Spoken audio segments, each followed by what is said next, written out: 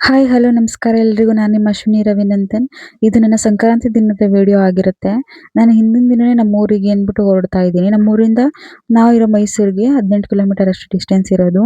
ಹಿಂದಿನ ದಿನನೇ ಹೋಗ್ತಾ ಇದ್ದೀನಿ ಏಕೆಂದರೆ ಬೆಳಗಿನ ಜಾವನೇ ಪೂಜೆ ಇದೆ ಊರಲ್ಲಿ.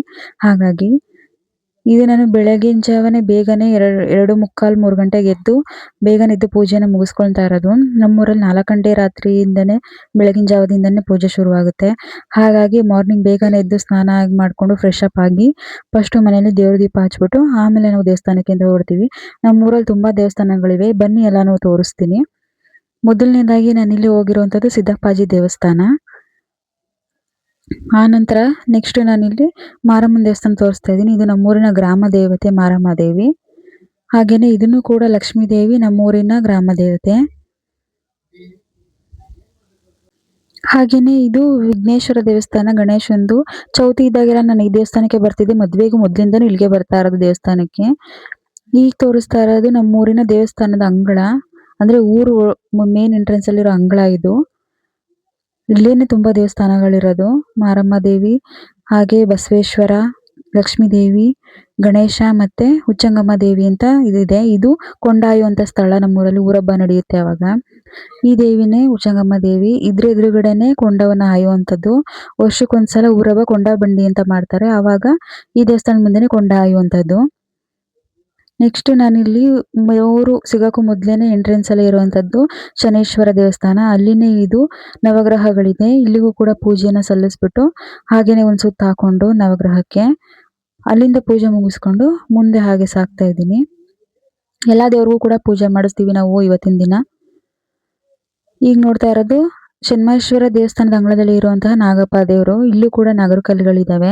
ಷಷ್ಠಿ ದಿನಗಳಲ್ಲಿ ಹಾಗೇನೆ ಗೌರಿ ಗಣೇಶ ಹಬ್ಬದಲ್ಲಿ ನಮ್ಮೂರಲ್ಲಿ ತನಿ ಎರೆಯೋ ಸಂಪ್ರದಾಯ ಇದೆ.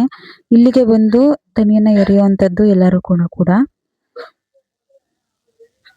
ಜನ ಅಂತೂ ಬೆಳಗಿನ ಜಾವನೇ ಬರ್ತಾರೆ ನಮ್ಮೂರಲ್ಲಿ. ಬೆಳಗಿನ ಜಾವನೇ ಸಂಕ್ರಾಂತಿ ಮತ್ತೆ ಹೊಸ ವರ್ಷದಲ್ಲಿ ಪೂಜೆ ನಡೆಯುವಂಥದ್ದು ನಮ್ಮೂರಲ್ಲಿ. ಇದು ಶನೇಶ್ವರ ದೇವಸ್ಥಾನದ ಮುಂದೆಗಡೆ ಇರುವಂತಹ ವಿಗ್ರಹ ಶನೇಶ್ವರ ಸ್ವಾಮಿದು. ಹಾಗೇನೆ ಈಗ ನೋಡ್ತಾ ಇರುವಂತದ್ದು ಗರ್ಭಗುಡಿಯಲ್ಲಿ ಬೆಳ್ಳಿ ಅಲಂಕಾರವನ್ನ ಮಾಡಿದ್ರು ಶನೇಶ್ವರ ದೇವರಿಗೆ, ಅದು ಇದು. ಇಲ್ಲೂ ಕೂಡ ಪೂಜೆ ಮುಗಿಸ್ಕೊಂಡು ಹಾಗೆ ಮುಂದೆ ಆಂಜನೇಯನ ದೇವಸ್ಥಾನ ಇದೆ, ಅಲ್ಲಿಗೆ ಸಾಕ್ತಾ ಇದೀವಿ. ನೋಡಿ ಬೆಳಗಿನ ಜಾವ ಎಷ್ಟು ಕತ್ಲಿದೆ ಅಂತ. ಚಳಿ ಏನು ಅಷ್ಟೊಂದೇನು ಆಗ್ತಾ ಇರಲಿಲ್ಲ ಬೆಳಗಿನ ಜಾವ ಆಗಿರೋದ್ರಿಂದ. ಮತ್ತೆ ಅಲ್ಲಿ ಗಣೇಶ್ ಹೋಗಿದ ತಕ್ಷಣ ಫಸ್ಟ್ ನಮ್ಗೆ ಸಿಗುವಂಥದ್ದು ಗಣೇಶನ ದೇವಸ್ಥಾನ. ಅಲ್ಲಿ ಕೂಡ ಪೂಜೆಯನ್ನ ಮುಗಿಸ್ಕೊಂಡು ಅಲ್ಲಿಂದ ಮುಂದಕ್ಕೆ ಆಂಜನೇಯ ದೇವಸ್ಥಾನಕ್ಕೆ ಹೋದ್ವಿ. ಆಂಜನೇಯ ದೇವಸ್ಥಾನದಲ್ಲಿ ಈಗ ನೋಡ್ತಾ ಇರುವಂತದ್ದು ನೀವು ಆಂಜನೇಯನ ವಿಗ್ರಹ. ಹೂವಿನ ಅಲಂಕಾರದಲ್ಲಿ ತುಂಬಾ ಚೆನ್ನಾಗಿ ಕಾಣಿಸ್ತಾ ಇತ್ತು ಆಂಜನೇಯ ಸ್ವಾಮಿ. ಹಾಗೆ ಅಲ್ಲಿನ ತೀರ್ಥವನ್ನ ಈಸ್ಕೊಂಡು ಮುಂದೆ ಸಾಗಿದ್ವಿ.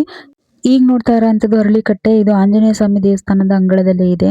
ಧನುರ್ಮಾಸ ಟೈಮ್ಗಳಲ್ಲೂ ಕೂಡ ಇದೇ ತರ ಬೆಳಗಿನ ಜಾವನೆ ಬಂದು ಇಲ್ಲೆಲ್ಲ ಪೂಜೆಯನ್ನ ಮಾಡ್ತಾರೆ ಜನಗಳೆಲ್ಲ.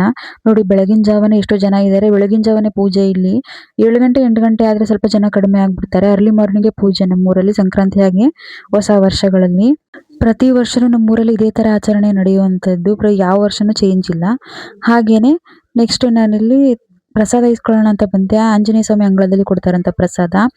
ಶನೇಶ್ವರ ದೇವಸ್ಥಾನದ ಅಂಗಳದಲ್ಲೂ ಕೊಟ್ರು, ಬಟ್ ಎಲ್ಲ ವಿಡಿಯೋ ಮಾಡಕ್ ಆಗ್ಲಿಲ್ಲ. ಇದು ಮುಂದೆ ಎಂಟ್ರೆನ್ಸ್ ಆಂಜನೇಯ ಸ್ವಾಮಿ ದೇವಸ್ಥಾನದ್ದು. ಇದೀಗ ನೀವು ನೋಡ್ತಾ ಇರೋಂಥದ್ದು ನಾವು ಮಲೆ ಮಹದೇಶ್ವರ ಸ್ವಾಮಿ ದೇವಸ್ಥಾನಕ್ಕೆ ಹೋಗ್ತಾ ಇರೋಂಥದ್ದು. ಅಲ್ಲಿಗೆ ಹೋಗೋಷ್ಟೊತ್ತಿಗೆ ಇದೊಂದು ಬೇರೆ ಭಾಗದಲ್ಲಿ ಇದೆ, ನಮ್ಮ ಊರಿನ ಮತ್ತೊಂದು ಜಾಗದಲ್ಲಿ.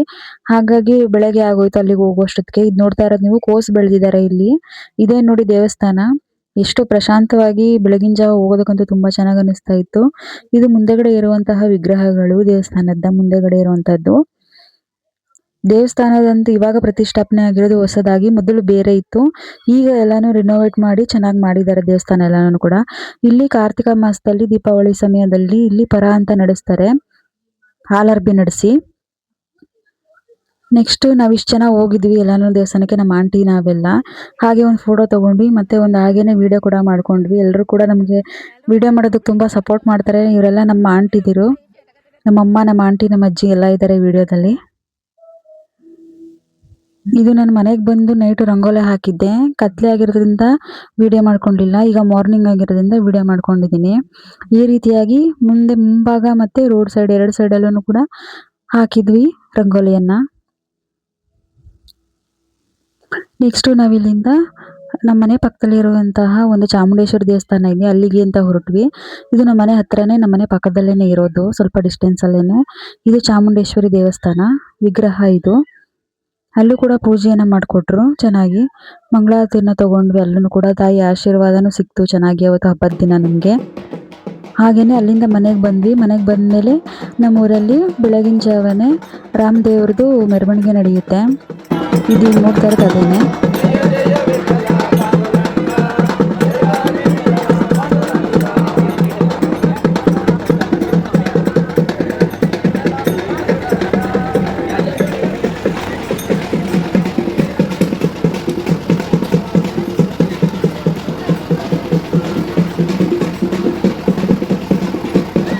ಅಲ್ಲಿ ಪೂಜೆನ ಮುಗಿಸ್ಕೊಂಡ್ಮೇಲೆ ನಾವು ಬನ್ನೂರಿಗೆ ಬಂದ್ವಿ. ಬನ್ನೂರಲ್ಲಿ ಕೋದಂಡರಾಮ ದೇವಸ್ಥಾನ ಹಾಗೆ ರಾಯರ ದರ್ಶನ ಮಾಡೋಣ ಅಂತ ಬಂದ್ವಿ. ಪ್ರತಿ ವರ್ಷ ನಾನು ಕೂಡ ನಮ್ಮಣ್ಣ ಇಬ್ರು ಕೂಡ ಇಲ್ಲಿ ತಪ್ಪದೆ ಮಿಸ್ ಮಾಡ್ದೇನೆ ಬರ್ತೀವಿ ಯಾವಾಗ್ಲೂ ಕೂಡ ಹಬ್ಬದ ದಿನ.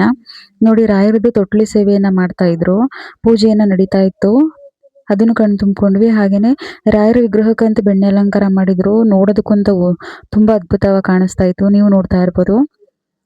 ರಾಯರಿಗೆ ಪ್ರತಿ ವರ್ಷ ತರ ಈ ವರ್ಷನೂ ಎಲ್ಲ ಸುಖ ಶಾಂತಿ ನೆಮ್ಮದಿ ಕೊಡು ಅಂತ ಕೇಳ್ಕೊಂಡು ರಾಯರ ಆಶೀರ್ವಾದ ಪಡ್ಕೊಂಡು ಅಲ್ಲೇ ಸ್ವಲ್ಪ ಹೊತ್ತು ರಾಯರ ಮುಂದಗಡೆ ಕುತ್ಕೊಂಡು ಸ್ವಲ್ಪ ಧ್ಯಾನ ಮಾಡ್ಕೊಂಡು ಹಾಗೆ ಅಲ್ಲಿಂದ ಮನೆಗೆ ಬಂದ್ವಿ. ಮನೆಗೆ ಬಂದು ಹಬ್ಬ ಸ್ಪೆಷಲ್ ಏನ್ ಮಾಡೋಣ ಅಂತ ಹೇಳಿ ಕೋಸ್ನ ಹೆಚ್ಕೊಂತಾ ಇದ್ದೀನಿ. ಕೋಸ್ ಪಲ್ಯ ಮಾಡೋಣ, 2 ತರ ಸೈಡ್ ಪಲ್ಯವನ್ನ ಮಾಡೋಣ ಅಂತ ಹೇಳಿ ನಾನಿಲ್ಲಿ ಕೋಸ್ ಪಲ್ಯವನ್ನ ಫಸ್ಟ್ ಆಗಿ ಮಾಡ್ಕೊಂತಾ ಇದ್ದೀನಿ. ಹಾಗೇನೆ ಅದ್ರ ಜೊತೆಲೂ ಕೂಡ ಹೆಸರುಬೇಳೆ ಪಲ್ಯ ಕೂಡ ಮಾಡ್ಕೊಂಡಿದ್ದೆ. ನಂತರ ನಾನಿಲ್ಲಿ ಜಾಮೂನ್ ಮಾಡೋಣ ಅಂತ ಹೇಳಿ ರೆಡಿ ಮಾಡ್ಕೊತಾ ಇದ್ದೀನಿ. ಜಾಮೂನ್ಗೋಸ್ಕರ ಉಂಡೆನ ಕಟ್ಕೊತಾ ಇದ್ದೀನಿ ಜಾಮೂನ್ಗಾಗಿ. ಹಾಗೇನೆ ನಾನಿಲ್ಲಿ ವಡೆ ನಮ್ಮ ಫೇವ್ರೇಟ್ ಯಾವಾಗ್ಲೂ ಕೂಡ, ವಡೆನೂ ಕೂಡ ನಾನಿಲ್ಲಿ ಮಾಡ್ಕೊತಾ ಇದ್ದೀನಿ. ನೋಡಿ ಬಿಸಿ ಬಿಸಿ ವಡೆನೂ ಕೂಡ ಮಾಡಿ ರೆಡಿ ಮಾಡ್ತಾ ಇದ್ದೀನಿ.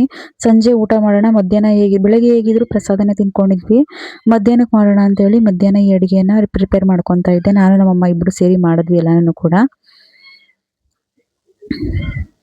ವಡೆ ಅಂತೂ ರೆಡಿ ಆಗಿತ್ತು, ಬಿಸಿ ಬಿಸಿಯಾಗಿ ಘಮ ಘಮ ಅಂತ ಇತ್ತು ವಡೆ, ತಿನ್ನೋದಕ್ಕಂತೂ ತುಂಬಾ ಟೇಸ್ಟಿಯಾಗಿ ಆಗಿತ್ತು.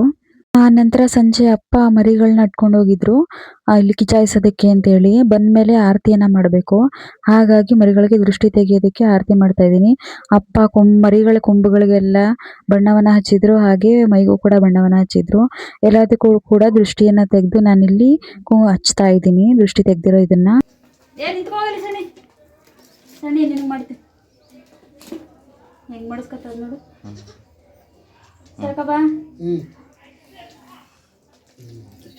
ನೆಕ್ಸ್ಟ್ ನಾವು ಇಲ್ಲಿ ಊರ್ ಎಂಟ್ರೆನ್ಸ್ ಅಲ್ಲಿ ಹಸು ಕಿಚಾಯಿಸ್ತಾ ಇದ್ರು, ಅಲ್ಲಿಗೆ ಹೋಗೋಣ ಅಂತ ಹೇಳಿ ನನ್ನ ಹಸ್ಬೆಂಡ್ ಬಂದಿದ್ರು.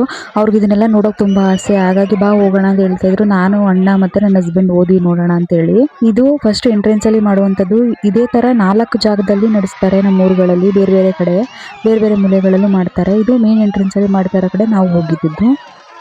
ನೋಡಿ ನೀವು ಕೂಡ ಪೂರ್ತಿ ಹೇಗೆ ಸೆಲೆಬ್ರೇಟ್ ಮಾಡ್ತಾರೆ ನಮ್ಮೂರಲ್ಲಿ ಅಂತ.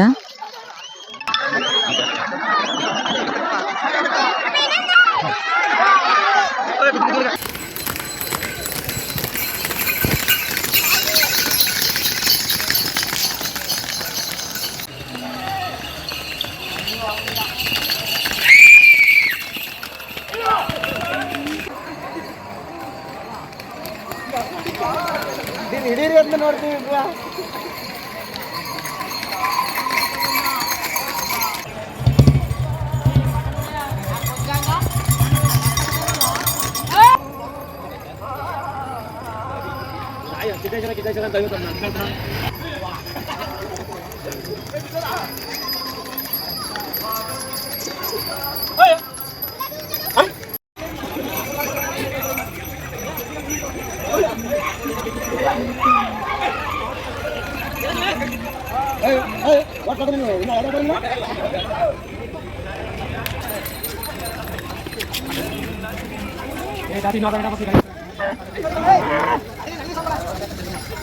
ಹಸುಗಳ ಅಲಂಕಾರ ಅಂತ ಒಂದಕ್ಕಿಂತ ಒಂದು ಉತ್ತಮವಾಗಿ ತುಂಬಾ ಚೆನ್ನಾಗಿ ಮಾಡಿದ್ರು.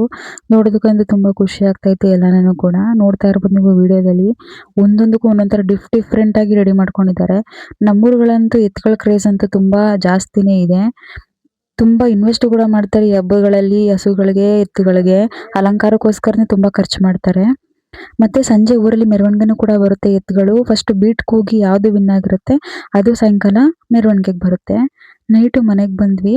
ಮನೆಗೆ ಬಂದ್ಮೇಲೆ ಊಟ ಮಾಡೋಣ ಅಂತೇಳಿ ಮಾಡ್ತಾ ಇದ್ದೀನಿ. ಇದು ನೋಡಿ ನಾನು ಮಾಡಿರುವಂತಹ ಪಲ್ಯಗಳು ಹಾಗೆ ಜಾಮೂನ್ ರೆಸಿಪಿಯನ್ನು ಕೂಡ ಮಾಡ್ಕೊಂಡಿದ್ದೆ. ಊಟ ಎಲ್ಲ ನೈಟ್ ಮಾಡ್ಕೊಂಡು ಮುಗಿಸ್ಕೊಂಡು ಈ ದಿನ ತುಂಬಾ ಚೆನ್ನಾಗಿತ್ತು ನಮ್ಗಂತೂ ಕೂಡ. ಊಟನೂ ಕೂಡ ತುಂಬಾ ಟೇಸ್ಟಿಯಾಗಿ ಆಗಿತ್ತು ಎಲ್ಲಾನು. ಎಲ್ಲ ಊಟ ಮಾಡ್ಬಿಟ್ಟು ಹಾಗೆ ಮಲ್ಕೊಂಡ್ವಿ. ಈ ವಿಡಿಯೋನ ಇಷ್ಟ ಆದರೆ ಲೈಕ್ ಮಾಡಿ ಹಾಗೆ ಕಮೆಂಟ್ ಮಾಡಿ ಹೇಗಿತ್ತು ಅಂತ. ಹಾಗೇನೆ ಸಬ್ಸ್ಕ್ರೈಬ್ ಮಾಡೋದನ್ನ ದಯವಿಟ್ಟು ಮರಿಬೇಡಿ. ಪೂರ್ತಿ ವಿಡಿಯೋನ ಸ್ಕಿಪ್ ಮಾಡ್ದೇನೆ ನೋಡಿ ಅಂತ ಕೇಳ್ಕೊತೀನಿ. ಹಾಗೇನೆ ಎಲ್ರಿಗೂ ಕೂಡ ಸಂಕ್ರಾಂತಿ ಹಬ್ಬದ ಶುಭಾಶಯಗಳನ್ನ ತಿಳಿಸ್ತಾ ಈ ವಿಡಿಯೋನ ಇಲ್ಲಿಗೆ ಎಂಡ್ ಮಾಡ್ತಾ ಇದ್ದೀನಿ. ಎಲ್ರಿಗೂ ಕೂಡ ತುಂಬಾ ಧನ್ಯವಾದ ವಿಡಿಯೋನ ನೋಡಿದ್ದಕ್ಕಾಗಿ. ತುಂಬಾ ಥ್ಯಾಂಕ್ಸ್. ಬಾಯ್.